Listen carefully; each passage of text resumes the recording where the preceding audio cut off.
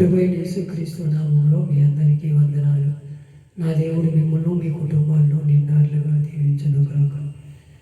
కీర్తనల గ్రంథము 26వ కీర్తన 6వ వచనాన్ని నేను చదువుతున్నాను.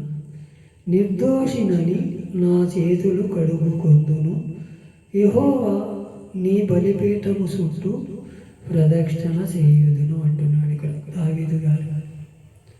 ఆయన చేసిన మేలును బట్టి, ఆయన చేసిన ఉపకారాలను బట్టి ఆయన బలిపీఠం చుట్టూ కూడా కావలి కాసేవాడుగా, ఆయన బలిపీఠాన్ని కాపలా కాసేవాడుగా, ఆ బలిపీఠం దగ్గర ప్రార్థన చేసేవాడుగా ఉంటున్నాడు. రాజయ్యుండి కూడా అలా చేస్తున్నాడు. మనమైతే అలా చేయం. మనకుండే బాధలు ఎక్కువ ఉంటాయి. రాజు అనేటప్పటికీ అన్ని బాధలు ఉంటాయి, అన్ని సమస్యలు ఉంటాయి. ఈ సమస్యలన్నీ ఒడ్డెక్కించుకొని ప్రార్థన చేయగలమే కానీ దేవుని సన్నిధిలో గడపలేము. ఆయన అలా అనుకోలే.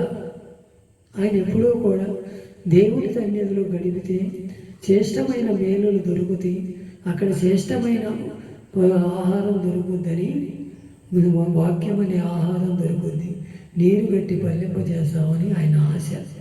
ఆ ఆశను ఎప్పుడూ కూడా దేవుడు తోసివేలా. నీకు కృతజ్ఞతాస్తుతులు చెల్లించాలయ్యా అంటున్నాడు. ఎందుమూలన? గొర్రెలు కాసుకున్న వాడిని తీసుకెళ్ళి రాజును చేశాడు. అందుమూలన కృతజ్ఞతగా చెల్లిస్తున్నాడు. మనల్ని కూడా సాగు బతుకుల్లో ఉన్నాగాను, మనల్ని ఏదన్నా మంచి ఆపద వచ్చినప్పుడును దేవుణ్ణి కొలుస్తాం. దేవుణ్ణి కొలిచిన తర్వాత అది మనకు తగ్గినాకను, మనం ఒడ్డుపడి సాగు బతుకుల నుంచి ఒడ్డును పడినాకను దేవుడు అంటే ఏంటో లెక్కలేనితనంగా ఉంటాం. అది దేవుని చిత్తం కాదు. మనం ఎప్పుడూ కూడా కృతజ్ఞతాస్తుతులు చెల్లించాలి. ప్రతి విషయంలో కృతజ్ఞతాస్తుతులు చెల్లించాలంట.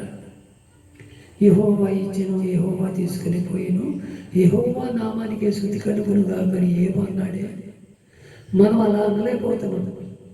నాకే ఎందుకు పెట్టావయ్యా ఈ బాధ, నాకే ఎందుకు పెట్టావయ్యా కీడు, నాకే ఎందుకు పెట్టావయ్యా, నాకే ఎందుకు పెట్టావని మనలో మనమే కుమిలిపోతాం, నలిగిపోతాం. ఇతరులతో చెబితే ఏదో అనుకుంటానేమో, నువ్వు ఇప్పుడు దాకా భక్తి చేసావు కదరా, నీ దేవుడు ఏం చేశాడు అంటాడేమోనని పైకి చెప్పలేని తనంలో ఉంటాం. మనలో మనమే కుంగిపోతూ ఉంటాం, మనలో మనమే నంగిపోతాం. అది దేవుని చిత్తం కాదు. దేవుని మీద ఆధారపడాలి, దేవుని సన్నిధిలో కనిపెట్టుకొని చూడాలి. నీతిమంతుల వలె సిగురాకు వెళ్ళే మొదగ్గా ఎదురంట. నీతిమంతులు ఎప్పుడూ కూడా వాళ్ళు నీతిని అనుసరించి నడిచే వాళ్ళు ఎప్పుడూ కూడా దేవుని సన్నిధిని ఆశ్రయిస్తారు. అలాంటి వారిని ఉండాలని కోరుకుంటున్నాడు దేవుడు. ఆయన ఇప్పుడు నీ ఆశ్చర్య కార్యాలు వివరిస్తానయ్యా, నిన్ను కృతజ్ఞతాస్తుతులు చెల్లిస్తానని ఎప్పుడూ కూడా దేవుని సన్నిధిలో గడపడానికి ఇష్టపడుతున్నాడు. కీర్తనలో 116:12 కూడా అంటున్నాడు, యెహోవా నాకు చేసిన ఉపకారములన్నిటికీ నేను ఆయనకి ఏమి చెల్లించుదును అంటున్నాడు. ఆయన చేసిన ఉపకారాలంట. నీకు నాకు ఏ ఉపకారం చేయలేదా? మన పిల్లలకి వివాహం చేయట్లేదా? మన కుటుంబంలో ఏది కావాలంటే అది ఇస్తలేదా? బండి కావాలంటే బండి ఇస్తున్నాడు, ఇల్లు కావాలంటే ఇల్లు ఇస్తున్నాడు. మనం ఏది కావాలంటే అది ఇస్తున్నాడు కదా. తీసుకొని మర్చిపోతున్నామేమో. ఇది నా బలము, ఇది నా కష్టము, ఇది నేను సంపాదించాను, నేను అనే ఊరేగుతున్నామే తప్ప ఆయన ఇచ్చే ఆయుష్ను బట్టి మనం ఎలా ఉన్నాము, ఆయన ఇచ్చిన ఆరోగ్యాన్ని బట్టి మనం ఎలా ఉన్నామని అనుకోని స్థితిలో ఉంటున్నామేమో. ఒకసారి మన హృదయాలు పరిశోధించి దేవుని సన్నిధిలో ఎప్పుడూ కూడా ఆయన చేసిన ఉపకారాలు ప్రతిదీ కూడా జ్ఞాపకం చేసుకోవాలి, ప్రతిదీ కూడా తలపోసుకోవాలి, ప్రతిదీ కూడా మనము ఎప్పుడూ కూడా ఆయన సన్నిధిలో మనం కనబడేవారు ఉండాలి. ఆయన అన్యుడై ఉండి కూడా నయమాన్ అనేవాడు ఉన్నాడు. సిరియా సైన్యాధిపతి అంటే ఆయనకు కుష్ఠరోగం వచ్చింది. ఆ దేశంలో ఉన్న వారందరినీ చంపేసినా కానీ ఒక పిల్ల వెళ్ళి ఆయన ఇంట్లో పనిచేస్తుందంట. తల్లిదండ్రులను చంపేసినా కానీ క్రీస్తు బిడ్డ వెళ్ళి ఆ ఇంట్లో పనిచేస్తుంది. కుష్ఠరోగం వచ్చింది. అయ్యా, మా దేశంలో ఒక ప్రవర్త ఉన్నాడు, ఆయన ఏది చెప్తే అది జరుగుతుంది, నువ్వు వెళ్ళి అక్కడ నయమైందయ్యా అని చెప్తే ఓ తలబిరుసుతనం. ఆయనకి వచ్చిన కోపం ఎక్కడా లేదంటే అప్పుడు ఆడు చెప్పి ఆడు చెప్పి అప్పుడు వెళ్తాడు. వెళితే ఆయన దగ్గరికి వెళ్తాడు. ఎవరి దగ్గరికి? ఎలీషా ఇంటికి వెళ్తాడు. ఎలీషా ఇంటి దగ్గరికి వెళ్ళి గుర్రం దిగడం, బండి దిగడం, బండి దిగకుండా ఒక గుమ్మస్తాన్ని పంపించి ఇలా పలానా సిరియా సైన్యాధిపతి వచ్చాడు రామంటాడు. ఈయనకి సకలం తెలుసు కదా, సేవకుడు. ఆయనకు తెలియదు ఏముంటుంది కదా. దేవుడి సన్నిధిలోకి వచ్చాడంటే ప్రతి విషయంలో కూడా ప్రతి బిడ్డ మీద ప్రతి ఆలోచన ఉంటుంది సేవకుడికి. ఆ సేవకుడు ఏది జరిగితే అది జరుగుద్ది, అది జరిగితేనే సేవకుడు. అలా తెలుసుకొని నువ్వు వెళ్ళి వేర్దాన నదిలో 7 సార్లు స్నానం చేయమంటాడు. పెద్ద రౌద్రుడు అయిపోయి మా దేశంలో ఆ నదులు ఉన్నాయి, ఈ నదులు ఉన్నాయి అని ఏమైనా ధనుస్కు నదులు ఉన్నాయంట, ఆబాయి నది ఉందంట, పరశుర నదులు ఉన్నాయి. ఇశ్రాయేల్ నదులన్నింటిలో చేక్షమైనవి కావా అంటున్నాడు ఆయన.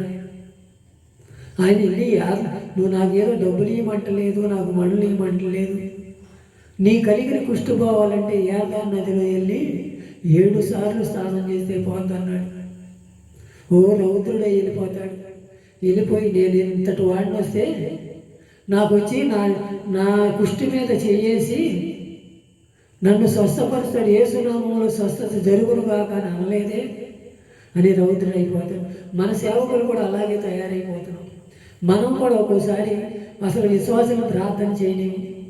వాళ్ళు ఎక్కడో ఏదో ఈరేమోనని మనమే ప్రార్థన చేసేస్తాం, యేసునామములో ఇది జరుగును కాక, మీరు మెదలుకొని కూర్చొని మేము ప్రార్థన చేస్తాం అనే ఆలోచనలోనే ఉంటున్నామే తప్ప మీకందరికీ దేవుడు మీతో మాట్లాడతాడు.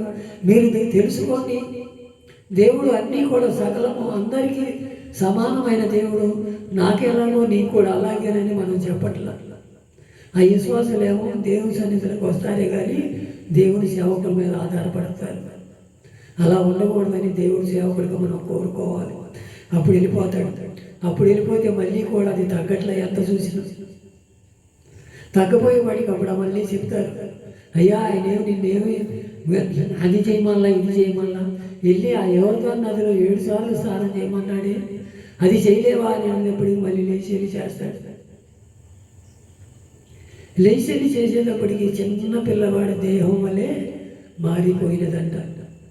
మారిపోయిన తర్వాత కృతజ్ఞతగా వచ్చి ఆయనకి 7 పెళ్ళ నిండా తీసుకొచ్చి ఆయనకి ఓ సామాను ఇవ్వాలి, అది మణులు ఇవ్వాలి, మాణిక్యాలు అని తీసుకొస్తాడు. అవేమీ నాకొద్దు, నీకు కలిగింది నువ్వు దేవుని నమ్ముకో, దేవుని నువ్వు నడువు అని చెబుతాడే తప్ప వాటి గురించి ఆశించడం. అలాగే మనం కూడా ఉండాలి. ఏది కూడా ఒకరి గురించి ఆశించేవారం, ఒకరి కోసం ఏసం చేసి మన చేతులు సాచేవారంగా ఉండకూడదు. మన జీవితాలు కట్టబడాలంటే, మన జీవితాలు మార్చుకోవాలంటే దేవుడి సన్నిధిలో మనం ప్రార్థన చేస్తే దేవుడు సకలము చేస్తాడు. నారు పోసిన వాడు నీరు పోయడం అనే ధైర్యంతో మనం ముందుకు సాగాలి తప్ప ఎవరో ఏదో ఇస్తారు, ఎవరో ఏదో ఆశిస్తామనే ఆలోచనలో మనం ఉండకూడదు. ఆయన కృతజ్ఞతగా వచ్చాడు దేవుని సన్నిధిలో. నేది అతను ఎలా అన్యుడు కూడా. మనం అన్నీ తెలిసి కూడా దేవుని సన్నిధిలోకి రాలేకపోతున్నాం. ఒక్కసారి మన హృదయాలు పరిశోధించుకుందామా? మన హృదయాలు పరిశోధించుకొని, అయ్యా ఇక మీదటైనా నేను నిర్దోషినయ్యా, నా చేతులు నేను కడుక్కుంటానయ్యా, నీ సన్నిధిలో నన్ను ఒకసారి జ్ఞాపకం చేసుకోవయ్యా. యెహోవా నీ బలిపీఠం చుట్టూ నేను ప్రదక్షిణ చేసి, అయ్యా నేను ప్రార్థన చేసేవాడుగా నన్ను నిలబెట్టయ్యా, నీ సన్నిధిలో నేను ఎలా నడవాలో కొన్ని మాటలు నేర్పావయ్యా. అయ్యా అవునంటే అవును, కాదంటే కాదని అంటూ ఉంటారు. కానీ మేము అక్కడొక మాట ఇక్కడొక మాట చెప్పేవారంగా ఉండకుండా, అయ్యా నీ సన్నిధిలో మమ్మల్ని నిలబెట్టయ్యా. యెహోవా నువ్వు చేసిన ఉపకారాలు దేనిని మేము మరొక నిన్ను జ్ఞాపకం చేసే కృపను మాకు దయచేయ. అయ్యా నయమాను కూడా సిరియా సైన్యాధిపతి అయ్యండి కూడా దేవుని సేవకుడికి వచ్చి ఏదో ఇయ్యాలని ఆలోచన చేశాడు. అది వద్దు, దేవునికి నీ మనసు సారు, నీ హృదయం అనే దేవాలయంలో ఆయన ఉంచుకో అంతే సార్ అన్నాడే తప్ప ఆయన గురించి ఏది ఆశించిన వాడేమయ్యాడు, ఆ కుష్టట్టుకొని నష్టపోయాడు. అలాగే మనం ఏదన్నా ఆశిస్తున్నాం మేము. ఒక్కసారి మనం బాధల్లో ఉన్నవారి గురించి, ఇరుకుల్లో ఉన్నవారి గురించి, ఇబ్బందుల్లో ఉన్నవారి గురించి మనం ప్రార్థన చేస్తే దేవుడు మన పట్ల కార్యం చేస్తాడు. అట్టి స్థితి మనందరికీ కలగాలి. మనం ఎవరైనా ఇరుకుల్లో ఉన్నారా, ఇబ్బందుల్లో, రోగాలతో ఉన్నారా, బాధల్లో ఉన్నారా, అలాంటి వారిని చూసి ప్రార్థన చేద్దాం. ప్రతి విషయంలో కూడా దేవుడు మనకు తోడై ఉంటాడు. అయ్యా నువ్వు చేసిన ఉపకారాల బట్టి ఇప్పటి వరకు మేము కొనసాగాం. ఇక మీదట కూడా నీ సన్నిధిలో మమ్మల్ని తోసివేయకయ్యా. నీ సన్నిధిలో నిలబడి మేము ప్రార్థన చేసి యోగ్యత మాకు కలగము చేయమని ఎంతమంది అయితే తీర్మానం చేసుకుంటారో వారి కుటుంబాలు దీవించబడి అంతకంతకు వర్ధిల్లును గాక. ఆమేన్ ఆమేన్.